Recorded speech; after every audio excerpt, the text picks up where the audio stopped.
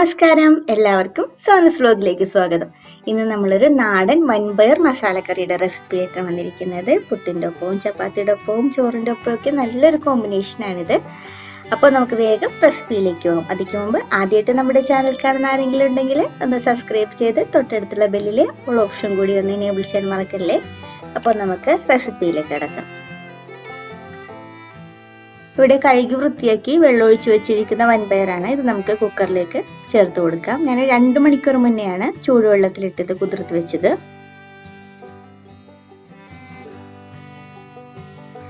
ഇനി ഇതിലേക്ക് നമുക്ക് എരിവിനനുസരിച്ചിട്ട് പച്ചമുളക് ചേർത്ത് കൊടുക്കാം.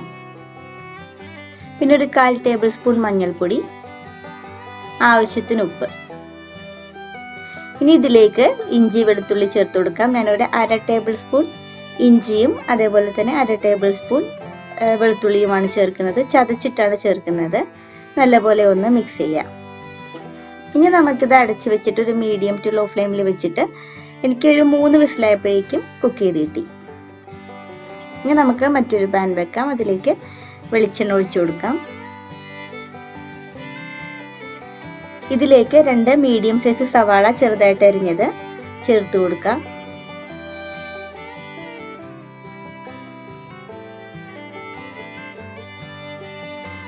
നല്ലപോലെ ഒന്ന് നമുക്ക് വഴറ്റിയെടുക്കാം.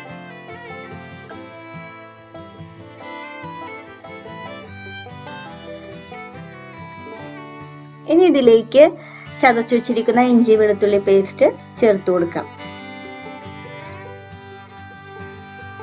പിന്നെ അതുപോലെ തന്നെ എരിവിനനുസരിച്ചിട്ട് പച്ചമുളക്. നമ്മ കുക്കറിൽ വേവിക്കാൻ വെച്ചപ്പോഴും പച്ചമുളക് ചേർത്തിട്ടുണ്ടായിരുന്നു. അപ്പോൾ എരിവ് നോക്കിയിട്ട് ചേർത്ത് കൊടുക്കാം. പിന്നെ ആവശ്യത്തിന് വേപ്പിലയും കൂടി ചേർത്തിട്ട് നമുക്ക് നല്ലപോലെ ഒന്ന് വഴറ്റിയെടുക്കാം. ഇനി ഇതിലേക്ക് ഒരു ചെറിയ തക്കാളി അരിഞ്ഞത് ചേർത്ത് കൊടുക്കാം.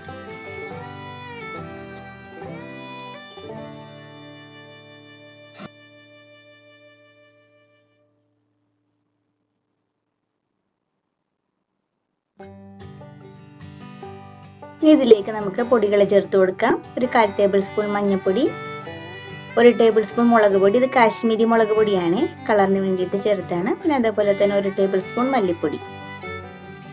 ഇതെല്ലാം ചേർത്തിട്ട് നല്ലപോലെ ഒന്ന് വഴറ്റിയെടുക്കാം.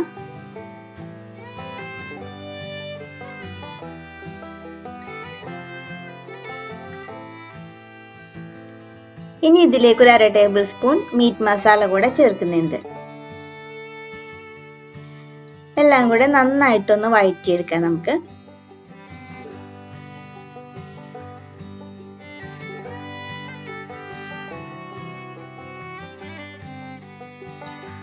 ആവശ്യത്തിന് ഉപ്പ് നമുക്ക് മസാലയ്ക്ക് ചേർത്ത് കൊടുക്കാം.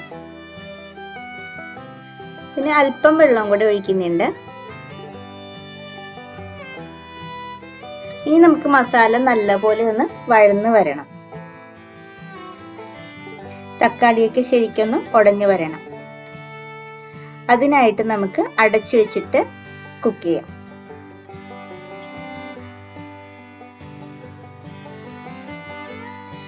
നമ്മുടെ മസാലയൊക്കെ നല്ല ശരിക്കും മൂത്ത് വന്നിട്ടുണ്ട്.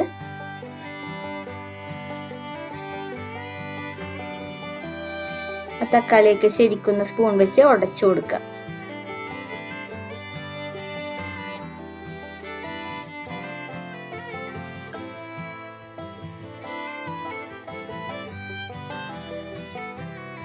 നമ്മൾ വേവിക്കാൻ വെച്ചിരിക്കുന്ന വൻപയർ ഇപ്പൊ വെന്തിട്ടുണ്ട്.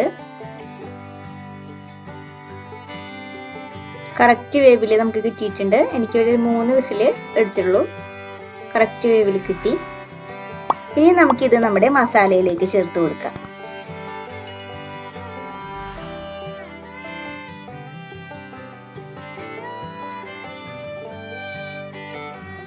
ശരിക്കും നല്ലൊരു കോമ്പിനേഷൻ ആണ് കേട്ടോ. ചോറിൻ്റെ കൂടെ അല്പം മോര് ചാറും പിന്നെ മുളക് ചമ്മന്തിയും ഉണ്ടെങ്കിൽ ഇതിൻ്റെ കൂടെ നല്ല പെർഫെക്റ്റ് കോമ്പിനേഷനാണ്. പിന്നെ അതേപോലെ തന്നെ പുട്ടിൻ്റെ കൂടെയും ചപ്പാത്തിയുടെ കൂടെയൊക്കെ കഴിക്കാൻ പറ്റിയ നല്ലൊരു കോമ്പിനേഷനാണിത്. അല്പം ഗരം മസാല കൂടെ ഞാൻ വിതറി കൊടുക്കുന്നുണ്ട്, നല്ലൊരു ഫ്ലേവർ കിട്ടാൻ വേണ്ടിയിട്ടാണ്. ഇനി നമുക്ക് അടച്ചു വെച്ചിട്ടൊന്ന് കുക്ക് ചെയ്യാം. ഇപ്പൊ ഇപ്പം നമ്മൾ എണ്ണയൊക്കെ തെളിഞ്ഞ് നല്ലപോലെ ഒന്ന് കുക്കായി വന്നിട്ടുണ്ട്. ഈ പരുവത്തിൽ വേണമെങ്കിൽ നമുക്കിപ്പം ഫ്ലെയിം ഓഫ് ചെയ്യാം. അപ്പം കുറച്ച് ഗ്രേവിയിൽ നമുക്ക് കിട്ടും. പക്ഷേ ഞാൻ കുറച്ചുകൂടി ഒന്ന് ഡ്രൈ ആക്കി എടുക്കുന്നുണ്ട്, കുറച്ചുകൂടി ഒന്ന് കുറുക്കി എടുക്കുന്നുണ്ട്. അപ്പം അതിനായിട്ട് നമുക്ക് തുറന്ന് വെച്ചിട്ടൊന്ന് വറ്റിച്ചെടുക്കാം.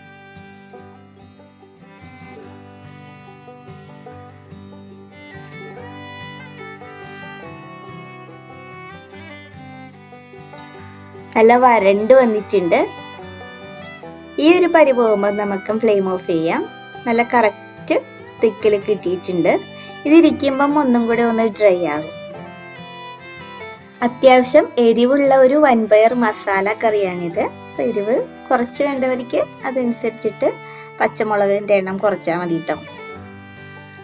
അപ്പോൾ റെസിപ്പി ഇഷ്ടമായെങ്കിൽ എല്ലാവരും ലൈക്ക് ചെയ്യുക, ഷെയർ ചെയ്യുക, സബ്സ്ക്രൈബ് ചെയ്യുക, കമൻറ്റ് ചെയ്യുക. നമുക്ക് വീണ്ടും മറ്റൊരു വീഡിയോ ആയിട്ട് കാണാം. കുക്കിംഗ് ട്രാവൽ വീഡിയോസാണ് മെയിനായിട്ട് നമ്മുടെ ചാനൽ അപ്ലോഡ് ചെയ്യുന്നത്. താങ്ക്